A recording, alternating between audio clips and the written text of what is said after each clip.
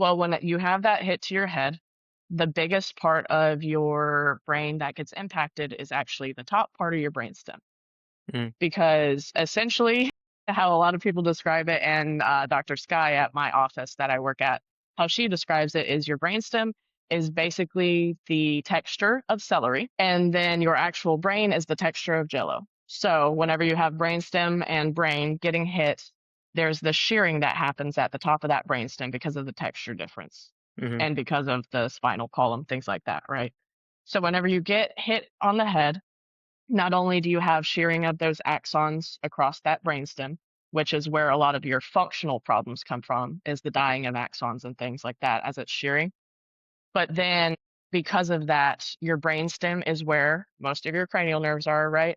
As well as leading into your hypothalamus and pituitary gland and things like that. hmm And all of that is where most of your hormones come from, that area right above the brainstem. Yep. They're not necessarily coming from it directly, but either actually telling your body when to release it, how much to make, things like that. Yep. And so whenever there's a disconnect of those basically train tracks of things going back and forth, right?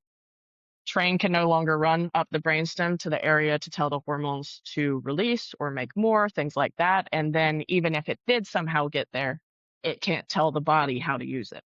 hmm And so whenever that track is kind of split or sheared, things like that, that's where a lot of your hormone dysregulation comes from because you're Gotcha. basically the part that regulates all that cannot talk or release to the rest of your body.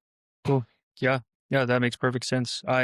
So yeah, I can see where kind of the forces that may be applied with an impact or things like that could change person to person, and Mhm. the symptoms could vary based on that. I also have a question about that kind of difference in texture, kind of quote Mhm. unquote, or viscosity of different tissue, right? What about the like gray versus white matter example? Is there any sort of shearing or disruption of axons anywhere else in the brain, or is the main focus kind of on the brainstem?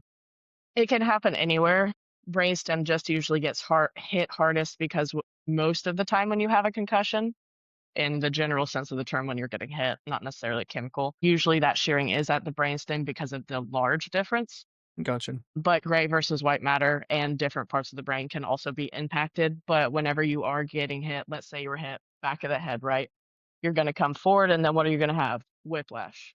hmm So then that whiplash, what part of your brain is whiplashing?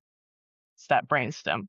So it can happen anywhere. Brainstem just usually gets hardest, especially depending on if it's like chemical versus a true traumatic injury straight to the head.